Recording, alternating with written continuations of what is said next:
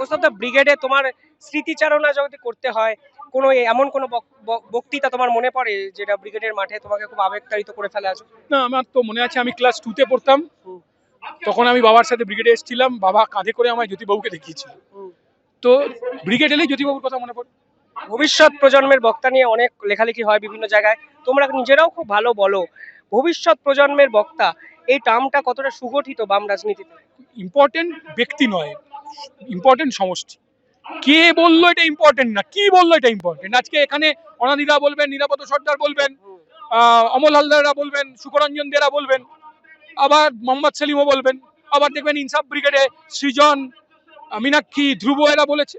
প্রশ্নটা হচ্ছে খেটে খাওয়া মানুষের পক্ষে নীতি নিতে হবে, তার জন্য কথা বলতে হবে।